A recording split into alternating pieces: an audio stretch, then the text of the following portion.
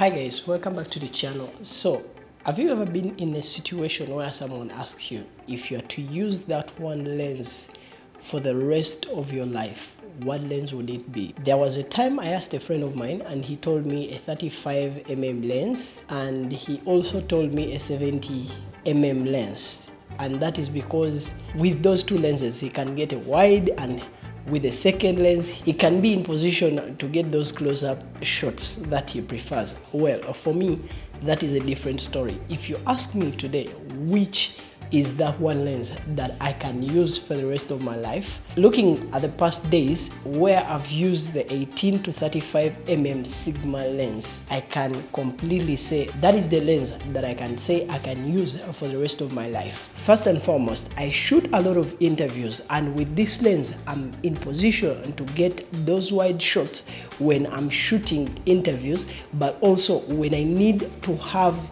that shallow depth of field. This lens will be the lens that will provide me with that. The camera I use when I'm shooting interview is the Blackmagic 6K Pocket. Some people will say that the image quality depends on the camera you're using, but for me, the look this lens gives me when I'm using a Blackmagic Pocket camera, I'm really satisfied with the look that I get out of this lens. Second, one thing you need to know about this lens, despite the fact that this might not be the lightest lens, looking at the past that there was a time I talked about the TT Artisan lens, which is one of the smallest lenses that I've ever used. But compared to all these other lenses, the Sigma 18 to 35 lens is one of the medium weight lens that I've ever used. Looking at my workflow or looking at the works that I do, usually I shoot events, usually I shoot interviews and documentaries, and this lens is not that heavy compared to other lenses that I've ever used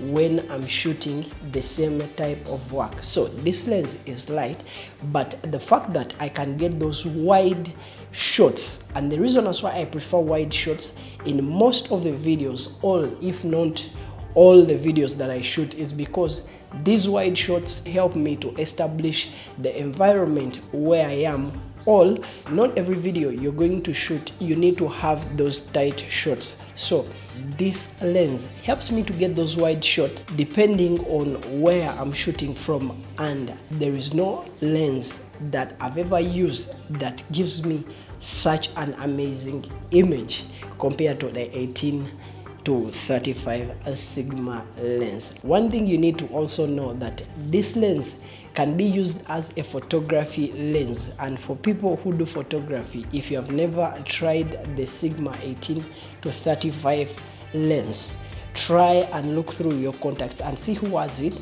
borrow it, and see the pictures you'll be getting. First and foremost, it is wide, but two, away from it being wide, this is not a lens that usually changes without your control, because there are those lenses that you will have and then you try to zoom in, and all of a sudden when you turn to change your camera settings, you'll see that the lens has moved from the certain distance or millimeter number that you have set it to. This lens doesn't move that easily unless you touch it. This means that once you set the distance that you want to capture your image from, it will automatically, once you go back to your camera to set the camera, when you come back, it will be the distance that you'll have. Another advantage of this lens is it gives you an amazing depth of field. You can see right now in most of the videos that I've been putting out of late, this is the lens I've been using. Even the video that you are watching right now, this is the lens that I'm using right now, but you can see that my depth of field is looking amazing. For those of you who don't know what depth of field is that area of focus, that nice look that you see my background is in. That is the depth of field, and this lens makes it happen. And so when I'm talking about interviews that I shoot, the look that I go for, this is the look that I prefer personally. Despite the fact that we have other cameras and other lenses, but when we are shooting interviews as Ivy League Collective, this is the lens that we use in most of the time. And at times, away from just changing the backgrounds, away from just changing the setups, and away from changing the environment, usually this is the setup and look we go for as Ivy League Collective. This is one of the few lenses that you can put through the hardest environments. I've used it for a very long period of time, and despite of the fact that it has been through different working environments, that is sometimes when it is too cold, sometimes when it is too hot, and sometimes when we are shooting documentaries, you go into environments and climates that you don't have control over, but this lens will keep going. When I talk about how amazing this lens is, some people might think it is just the excitement or it's just the hype. But let me show you some of the videos that I've created, some of the videos that I've made while I'm using this 18 to 35 Sigma lens. And you'll tell me what you think about this lens.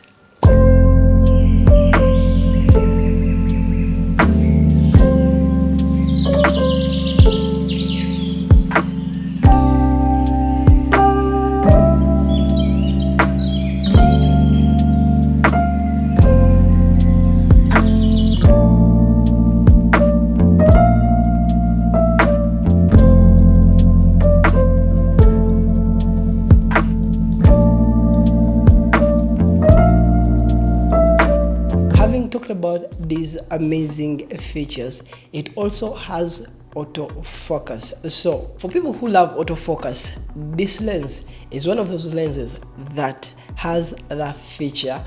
And once you're a fan of autofocus, it has a autofocus button. You'll see while you're using it, you'll just have to turn it on and off, and there you will have the autofocus feature on.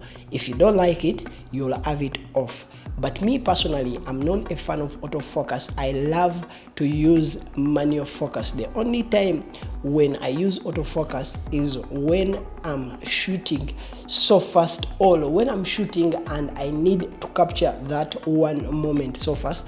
That is when I use autofocus, and I only just turn the camera into autofocus, and I will, once the camera grabs that focus of the subject who is in front of the camera, I will turn the camera back to manual focus. Because sometimes when you're on a location and has so many faces, your images are bound to be poorly focused, because in autofocus your focus will keep on shifting from one person to another. So for me personally, I don't use the autofocus feature. Its ability to stand hard environments, all environment, I think it is because this lens has a lot of metal built into it. All when they were creating it, most of its parts are metallic, so it is a very strong lens, despite of the fact that it's not that of a heavy lens compared to all these other lenses. Having talked about these great things about this lens, for people who like to come close or to get people who like to shoot from far, this is not the lens that you will need, because it has no ability to zoom close to things that are too far from your camera or from you who is shooting. So you will need to come close to your subject if you need those close up shots. But if you are a person who is not shy with people. You can come close to people and you can get those close up, or you can come close to your subject and you can get those close up shots. Having used this lens for a certain period of time, you will also have a challenge for people who like autofocus. This is not the lens that is so fast when it comes to grabbing a focus of your subject when you're using cameras that have that feature, because the Blackmagic cameras are not cameras with autofocus, but they are cameras built for professional videography and filmmaking, so they don't have the autofocus features. So what you do is manual focus. For people who prefer autofocus, you need to understand that this lens was made 10 to 12 years back, and it is not as fast as the new lenses when it comes to autofocus.